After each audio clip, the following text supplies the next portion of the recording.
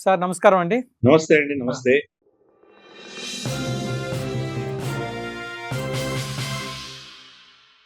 Sir గత 10 రోజుల నుంచి ఇరాన్ యుద్ధం అందరూ చూస్తున్నారు. ఇరాన్, ఇజ్రాయెల్ మధ్య జరుగుతున్న యుద్ధము. అయితే ఈరోజు వచ్చిన వార్త ముజ్తబా కమీన్ ఎవరైతే ఉన్నాడో అతన్ని సుప్రీం లీడర్‌గా వాళ్ళు ఎన్నుకున్నారు. ఓహ్, ముఖ్యంగా ఇప్పుడు చూస్తుంటే ఇంతకుముందు కూడా వార్తలు చూస్తుంటే అతని యొక్క పోస్టర్స్ అన్ని పట్టుకొని ప్రజలు వీధుల్లోకొచ్చారు.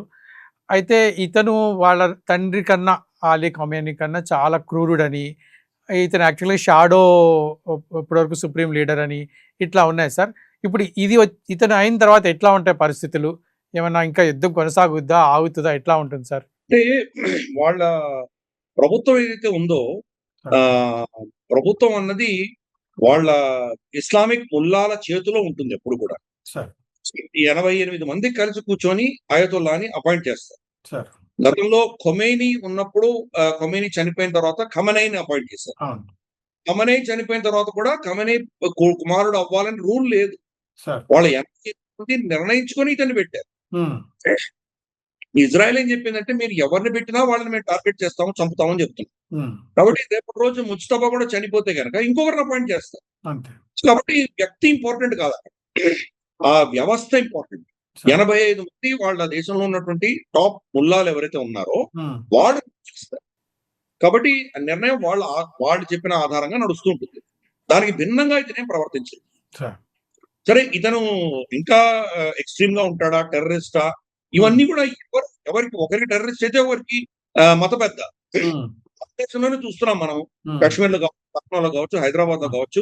షియాలు మెజారిటీగా ఉన్న ప్రాంతాలన్నీ కూడాను ఖమేనీ చనిపోయినందుకు సంతాపం ప్రకటించి వీళ్ళు ర్యాలీలు చేస్తున్నారు. అవును సార్.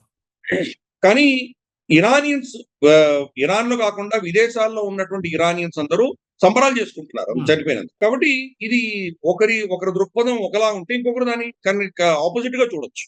అందుకని మనం దాని మీద విశ్లేషించేటప్పుడు దాని పూర్వాపరాలకు వెళ్ళక్కర్లేదు. అతని మీద మనం ఏదో బ్రాండ్ వేయాల్సిన అవసరం లేదు. సార్. కొంతమందికి అతను మత పెద్ద, కొంతమందికి అతను టెర్రరిస్ట్. హ్మ్. కాబట్టి వాళ్ళలో పెద్ద భావజాలంలో మార్పు ఉంటుందని నేను అనుకోను. మౌలికంగా ఏంటి వాళ్ళకు? వాళ్ళు ఇజ్రాయెల్ అనే దేశం ఉండకూడదు. ఇజ్రాయెల్ అనేది జ్యూస్ యోధులు ఉండకూడదు. వాళ్ళ ఖురాన్‌లో చెప్పబడింది. అలాగే అమెరికా అన్నది ఈ ప్రాంతంలో రాకూడదు. వాళ్ళు ఇక్కడ ఉన్నటువంటి ఆహ్, రాజ్యాలు ఏవైతే ఉన్నాయో వాటి మీద ఆధిపత్యం చెలాయిస్తున్నారు. దానివల్ల మనకు సార్వభౌమత్వం లేదు. కాబట్టి అమెరికా ఇక్కడి నుంచి వెళ్ళిపోవాలి. ఇటువంటివి మౌలికమైన 2, 3 అంశాలు వాళ్ళకున్నాయి. అలాగే మౌలికంగా వాళ్ళకి సున్నీ, షియా గొడవలున్నాయి. సో, షియా ప్రపంచానికి వాళ్ళు నేతృత్వం వహించే ప్రయత్నం చేస్తున్నారు వాళ్ళు. ఇరాక్‌లో షియాలున్నారు. అజర్బైజాన్‌లో షియాలున్నారు. అజర్బైజాన్‌కి, ఇరాన్‌కి పడదు. అయినా గాని కూడా మెజారిటీ 75, 80% షియాలకు వీళ్ళు నేతృత్వం వహిస్తున్నారు.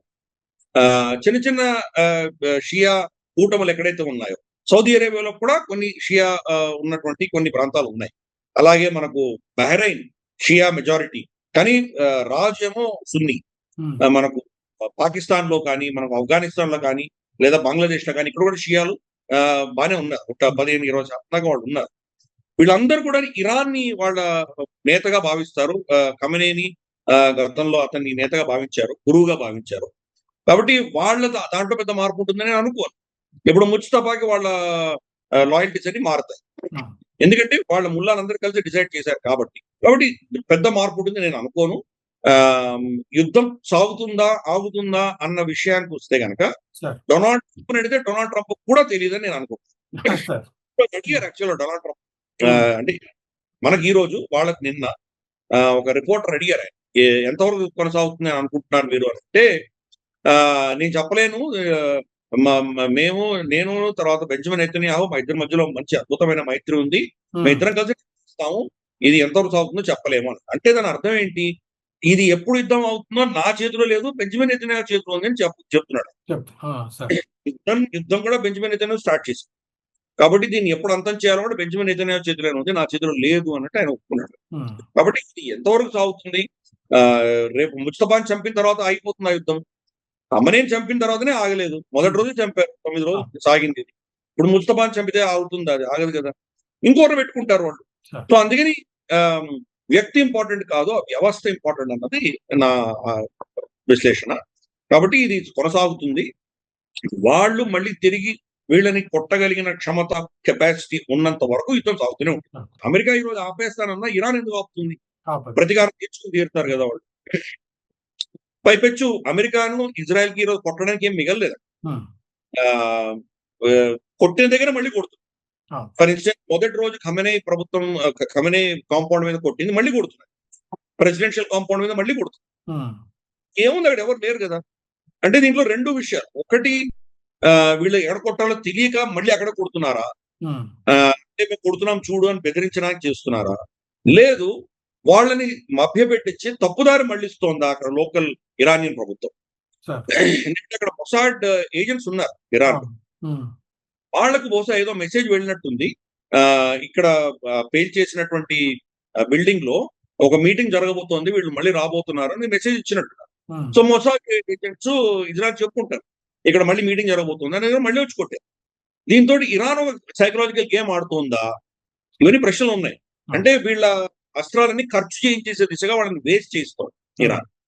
ఇంకొక వీడియో కూడా చూసాం. ఇది ఇరాన్ నుంచి రాలేదు, ఇజ్రాయెల్ నుంచే వచ్చింది. ఇజ్రాయలీ డిఫెన్స్ ఫోర్సెస్ ఐడిఎఫ్ వాళ్ళ ట్విట్టర్ ఒక వీడియో వచ్చింది, బ్లాక్ అండ్ వైట్ వీడియో. రాత్రి పూట వాళ్ళు కొట్టారు. టార్మాక్ అంటాం కదా, అంటే మన రన్వే మీద ఒక హెలికాప్టర్ ఉంది. హెలికాప్టర్ మిసైల్ తో కొట్టారు. ఆ వీడియో వాళ్ళు రిలీజ్ చేశారు. ఆ వీడియో చూస్తే కనుక మనం బ్లాక్ అండ్ వైట్ కాబట్టి నల్ల రెక్కలు ఉంటుంది దానికి. ఇది కొట్టంగానే పెద్ద విస్ఫోటం వచ్చింది. ఆ పొగ తగ్గిపోగానే రెక్కలు అలాగే ఉన్నాయి. మనం హెలికాప్టర్ కొడితే రెక్కలు విరిగిపోయి ఎక్కడో ఎగిరిపోతాయి. ఏం ఉండదు, ఏం అవ్వలేదు. తర్వాత మనకు తెలుస్తోంది ఏంటంటే కనుక వాళ్ళు 3D పెయింటింగ్ వేశారు భూమి మీద. ఆకాశం చూసి అక్కడ నిజంగా ఉందనుకుని కొడుతున్నారు. సో వీళ్ళ మిసైల్ ఇలా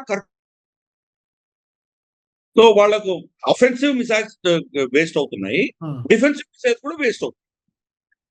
వీళ్ళు పాత మిసైల్స్ ఇరాన్ దగ్గర ఉన్న పాత మిసైల్స్ కొడుతున్నారు. ఒక్కొక్క మిసైల్ ని షూట్ చేయడానికి వీళ్ళకి 2 పేట్రియట్ మిసైల్స్ కొట్టాల్సి వస్తుంది. ఒక్కొక్క పేట్రియట్ మిసైల్ $4 మిలియన్. వీళ్ళది ఈవెన్ ఒక $500,000 కొట్టినా కానీ కూడా ఆ 4 నుంచి 5 అంటే 2 కొట్టాలంటే $8 మిలియన్ ఖర్చు పెడుతోంది ఒక్కొక్క మిసైల్. అంటే ఎంతకాలం సస్టైన్ చేయగలదు? సో వీళ్ళ దగ్గర నుంచి అఫెన్సివ్, డిఫెన్సివ్ 2 ఖర్చు అయిన తర్వాత వాళ్ళ దగ్గర ఉన్నటువంటి హైపర్సానిక్ మిసైల్స్ ఇంకా లేటెస్ట్ మిసైల్స్ ఏమన్నా అవి తీస్తారు అని ఒక కథనం ఉంది. అంతకంటే ముందరే వీళ్ళు వెళ్ళి వాళ్ళ కెపాసిటీని కంప్లీట్ గా నాశనం చేయగలిగితే, ఎక్కడెక్కడ వీళ్ళు మిసైల్స్ దాచిపెట్టారో, ఎక్కడెక్కడ వీళ్ళ డ్రోన్ ప్రొడక్షన్ యూనిట్స్ ఉన్నాయో, ఎక్కడెక్కడ డ్రోన్స్ స్టోర్ చేసుకున్నారో అవి వీళ్ళు కనుక్కొని దాన్ని ముందస్తుగానే ధ్వంసం చేయగలిగితే అప్పుడు ఇరాన్ మళ్ళీ తిరిగి దాడి చేయగలిగిన కెపాసిటీ దానికి ఉండదు. ఒక నిమిషం అనుకుందాం, వాళ్ళ మిసైల్స్ ని, డ్రోన్స్ ని అన్నిటిని నాశనం చేశారా అని అనుకుందాం. ఇరాన్ కొట్టలేదే అని అనుకుందాం. కొట్టలేకపోతే వీళ్ళిద్దరం అయిపోయినట్లేనా? ఎందుకంటే రెజీమ్ చేంజ్ చేయాలని కదా వీళ్ళు మొదలు పెట్టారు. రెజీమ్ చేంజ్ అవ్వదు, ఏం చేస్తారు మీరు? సో అప్పుడు మళ్ళీ వీళ్ళు మనుషులు సైన్యాన్ని పంపించారు అక్కడ, బూట్స్ ఆన్ ద గ్రౌండ్. మనుషులు వెళ్ళాలి అక్కడ. మనుషులు వెళ్తే ఏమైందో ఆఫ్ఘనిస్తాన్ లో చూశారు, ఇరాక్ లో చూశారు. వేల సంఖ్యలో వీళ్ళు అమెరికన్ సైనికులు చనిపోయారు. ఇప్పుడు అమెరికా దేశము వాళ్ళ సైనికులని ఇంకో యుద్ధంలో పంపించడానికి సిద్ధంగా లేదు. ఇప్పటి వరకు డొనాల్డ్ ట్రంప్ నేను ఆకాశం నుంచి కొడుతున్నాను కాబట్టి ఏదో చేస్తున్నానని చెప్పాడు కాబట్టి ఊరుకున్నారు. ఇది కూడా వాళ్ళకి ఎవరికి నచ్చట్లేదు, ఆయన కానీ ఊరుకున్నారు. సైన్యాన్ని పంపిస్తానని మాత్రం అక్కడ పెద్ద గొడవలు అయిపోతాయి. అమెరికా ప్రజలే తిరుగుబాటు చేయొచ్చు. కాబట్టి ఇవన్నీ ఏ దిశగా వెళ్తుందని ఎవరు చెప్పలేరు, డొనాల్డ్ ట్రంపే చెప్పలేడు. మనం ఏం విశ్లేషించగలం? ఇరాన్ యొక్క కెపాసిటీ, ఎంతకాలం దెబ్బలు తినగలిగిన కెపాసిటీ దానికి ఉన్నది, దెబ్బలు తిన్న తర్వాత మళ్ళీ తిరుగు దాడి చేయగలిగిన కెపాసిటీ ఎంత దాచిపెట్టుకోగలదో, దీని ఆధారంగా ఇది ఏ దిశగా వెళ్తుందో ఫ్యూచర్ నిర్ణయిస్తుంది. ఇందాక మీరు మాట్లాడుతూ రెజ్యూమ్ చేంజ్ గురించి అన్నారు కదా సార్, ఈ రెజ్యూమ్ చేంజ్ అనే దానికోసం ప్రయత్నం చేస్తూనే ఆ ప్రజలకి ఒక డొనాల్డ్ ట్రంప్ ప్రజలకు ఒక పిలుపునిచ్చాడు కదా, మీరు అందరూ అక్కడ గొడవలు చేయండి, ప్రొటెస్ట్ చేయండి, నేను మీకు సహకరిస్తానని. కానీ అది పెద్దగా ఉపయోగపడలేనట్టుంది కదా సార్, పెద్దగా ఏమి గొడవలు జరగలేదు అనుకుంటా కదా. అంటే యుద్ధం చేసే ముందర ఆ దేశం గురించి క్షుణ్ణంగా అర్థం చేసుకోవాలి సార్. దేశంలో ఉన్నటువంటి ప్రజలు ఏంటి, అక్కడ ఉన్నటువంటి సామాజిక పరిస్థితులు ఎలా ఉన్నాయి, దీని గురించి మంచి అవగాహన ఉన్న వాళ్ళే దాని యుద్ధం అంటే ఏదో సైన్యం చేసేదే కాదు, మొత్తం 2 దేశాలు చేస్తాయి. సైకలాజికల్ వార్ఫేర్ ఎక్కువ ఉంటుంది, దానికి ఇన్ఫర్మేషన్ వార్ఫేర్ ఉంటుంది, నరేటివ్ వార్ఫేర్ ఉంటుంది, ఇంటెలిజెన్స్ వార్ఫేర్ ఉంటుంది, చాలా ఉంటాయి. ఇవి ఏమీ చూసుకోకుండా బెంజమిన్ నెతన్యాహు చెప్పాడు కాబట్టి అమెరికా నా బరిలో దిగిపోయింది. ఎలా బయటకు రావాలో అర్థం కాని పరిస్థితి. సార్. ఈ రోజు ప్రజల్ని బయటకు వచ్చి ఉద్యమం చేయమంటున్నారు. ఆ! వాళ్ళ ఐఆర్ వచ్చి వాళ్ళ మీద ఫైరింగ్ చేస్తే ఏమవుతుంది? ఏమో. మనం చూసాం కదా జస్ట్ కొద్ది రోజుల క్రితమే. అవును. యుద్ధానికి కొన్ని రోజుల ముందు. వాళ్ళకు వాళ్ళ కరెన్సీ చాలా పతనం చెందితే గనక ఆ! వాళ్ళందరూ వీధుల్లోకి వచ్చి వాళ్ళు గొడవలు పెట్టారు. హ్మ్. గొడవలు పెడితే చాలా మందిని చంపేశారు. అవును. సరే అమెరికా ఏమో 30,000 మంది చంపారని వీళ్ళు చెప్తున్నారు. కానీ మనకు కొన్ని రిలయబుల్ సోర్సెస్ ఏం చెప్తున్నాడు, రమారమి 3,000 మంది దాకా చంపుండొచ్చు అని తెలుసు. సార్. హ్మ్. కాబట్టి గన్లు వాళ్ళ దగ్గర ఉన్నాయి. ప్రజలు ఎలా చేయగలరు అది? ప్రజా ఉద్యమం సాధ్యమేనా అక్కడ? హ్మ్. ఒకటి. రెండవది, అన్ని దేశాల లాగానే ఇరాన్‌లో కూడా 3 వర్గాలు. సార్. ఒక వర్గం ఈ ప్రభుత్వాన్ని కంప్లీట్‌గా సమర్థిస్తున్నటువంటి ఒక వర్గం. హ్మ్. రెండవ ప్రభుత్వం ప్రభుత్వాన్ని కంప్లీట్‌గా వ్యతిరేకిస్తున్నటువంటి రెండో వర్గం. హ్మ్. మూడవది తటస్థంగా ఉన్నటువంటి వర్గం. హ్మ్. ఏ ప్రభుత్వం ఉంటే ఏంటి, మా బతుకులు ఇలాగే ఉంటాయి అనుకున్నటువంటి ఇంకొక వర్గం. 3 వర్గాలు ఉన్నాయి. అన్ని దేశాల్లో ఉంటాయి. మన దేశంలో కూడా అలాగే ఉంది కదా! అవును. బీజేపీకి ఎంతొచ్చింది? 35% వాళ్ళు గెలిచారు. అవును. ఇంకో 35% నేను కంప్లీట్‌గా అపోజ్ చేసేటువంటి శక్తులున్నాయి. ఓ 35% తటస్థంగా ఉన్నటువంటి కూడా ఉంటారు. సో, అన్ని దేశాల్లోగానే అక్కడ కూడా అలాగే ఉంది. కానీ దేశం మీద విపత్తు వచ్చిందిప్పుడు. హ్మ్. మన దేశం మీద దాడి చేస్తున్నారు. అది యహూదీలు, క్రిస్టియన్స్ ఇద్దరు కలిసి సార్. షియాలను చంపేటువంటి ప్రయత్నం, సున్నీలను వాడుకొని చేస్తున్నారు అన్న నరేటివ్ ఆ దేశంలో విపరీతంగా ఉంది. దానితోటి హ్మ్. ఈ రెజీమ్‌ని అపోజ్ చేస్తున్నటువంటి వాళ్ళు కూడా రెజీమ్ సమర్థన కాదు, దేశాల రక్షణ కోసం తిరుగుతున్నారు కదా! సార్. కాబట్టి వాళ్ళు కలిసిపోయారు. ఈ ముక్క డొనాల్డ్ ట్రంప్‌కి అర్థం కాదు. హ్మ్. నేను బాంబులేసాను, నువ్వు కింద చూసుకో అంటే దాని అర్థం ఏంది? ఎవరొస్తారు బయటికి? ఆ! బయటికొస్తే చంపేస్తారు వాళ్ళని. హ్మ్. సామాన్య ప్రజలు ఎందుకొస్తారు బయటికి? అవును సార్. సామాన్య ప్రజలు బయటికి వాడికి ఆహారం తిండి లేదో, వాడికి బతకలేని పరిస్థితి ఉన్నప్పుడు వాడు బయటికొస్తాడు. హ్మ్. ఎలాగో చచ్చిపోదాం అని వస్తాడు. అది లేనంత వరకు, ఏదో నడుస్తున్నంత వరకు వాడు ఎవడు రాడు పైకి. కాబట్టి ఇది ఒక మిథ్య. ఇది ఏదో తను అయిపోయింది, రెజిమ్ చేంజ్ అయిపోతుంది అని అనుకున్నారు. వీళ్ళ ప్లానింగ్ అంతా కూడా ఏంటంటే ఖమనేని చంపేస్తే గనుక ఆ రెజిమ్ అయిపోతుంది అయిపోతుందట. అని హ్మ్. అనుకున్నారు. ఐఆర్‌సీసీ కమాండ్‌ని మనం చంపేసామంటే కొలాప్స్ అయిపోతుంది అని అనుకున్నారు. పెడిసి కొట్టింది. హ్మ్. ఇప్పుడు మింగలేక బయటికి ఎలా రావాలో అర్థం కాని పరిస్థితిలో ఇరుక్కున్నారు. హ్మ్. సో, ఇలాగ చంపుకుంటూ పోతుంటారు. ఇప్పుడు ఇది ఈరోజు ఇరాన్‌లో జరిగినటువంటి విషయం కానే కాదు. హ్మ్. ఇరాన్‌లో ఈరోజు ఈ మొదటిసారి మేము చూస్తున్నాం అన్నటువంటి విషయం కాదు. గతంలో హెజ్బుల్లా కావచ్చు, హమాస్ కావచ్చు, హౌతీలు కావచ్చు, వీళ్ళతోటి ఇటువంటి అనుభవాలే ఉన్నాయి కదా మీకు. ఆ! ఆ! ఆ టెర్రరిస్ట్ ఆర్గనైజేషన్ తోటే మీకు ఇటువంటి అనుభవాలు ఉన్నప్పుడు, వీళ్ళకు పితామహుడైనటువంటి ఇరాన్‌ని మీరు అంతకంటే ఒక 10 రెట్లు వాళ్ళు ఉంటారు గదా! ఆ! ఫర్ ఇన్‌స్టెన్స్ మీరు హమాస్‌కి సంబంధించిన నేతలని గత 30, 40 సంవత్సరాలుగా చంపుతూనే ఉన్నారు. అవును. ఎవరు దాని లీడర్ అయితే వాడిని చంపేస్తున్నారు. ఆ! కానీ మళ్ళీ కొత్త వాళ్ళు పుట్టుకొస్తున్నారు. ఇస్మాయిల్ హనియాని చంపారు. హ్మ్. యాహ్యా సిన్వర్‌ని చంపారు. ఇంకోడో పుట్టుకొస్తాడు. ఆ! నస్రుల్లాని చంపాడు. ఇంకోడో పుట్టుకొస్తాడు. ఈ యొక్క 3, 4 దశకాలుగా చంపుతూనే ఉన్నారు గదా! హ్మ్. ఏమైంది? పోలేదే. అవేమన్నా నాశనం అయినాయా? సార్. మీరు 2.5 సంవత్సరాలు గాజాని మొత్తం నేలమట్టం చేశారు. హ్మ్. హమాస్ ఏమన్నా నాశనం అయిందా? అవ్వలేదు. ఇప్పుడు కూడా హమాస్ ఉంది గదా! ఉంది. గాజాలో ఆ ప్రజలకు ఈ రోజు కూడా హమాసే నడిపిస్తోంది అక్కడ ప్రభుత్వము. హ్మ్. హమాస్ చేతికి ఎన్ని మీరు వాళ్ళకు ఇక్కడ ఉచితాలు పంపిస్తున్నా, వాళ్ళకి రిలీఫ్ మెటీరియల్ పంపిస్తున్నా, అన్నీ హమాస్ చేతులకే వెళ్తున్నాయి.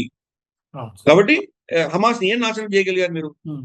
ఆ రోజు యుద్ధం మొదలుపెట్టిన రోజు బెంజమిన్ నెతన్యాహు అక్టోబర్ 7న వాళ్ళు చేసిన అతి కిరాతకమైన దాడి తర్వాత హమాస్‌ని ఆమూలాగ్రంగా పెకిలిస్తాను. ఇది నా టార్గెట్ అని చెప్పి యుద్ధంలో బరిలో దిగినటువంటి బెంజమిన్ నెతన్యాహు ఈ రోజు డొనాల్డ్ ట్రంప్ వచ్చిన తర్వాత అదే హమాస్ తోటి చర్చల ద్వారా వాళ్ళ ఎవరైతే యుద్ధ ఖైదీలు ఉన్నారో వాళ్ళని వెనక్కి తెచ్చుకున్నారో, వాళ్ళ సవాళ్ళను వెనక్కి తెచ్చుకున్నాడు.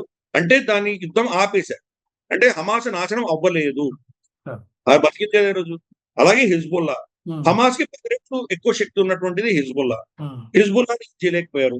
ఇప్పుడు సైన్యం వెళ్ళింది అక్కడ. బెయిరూట్‌లో 4 బాంబులేసినంత మాత్రాన హిజ్బుల్లాని ఆపగలరా? ఆపలేరు గదా!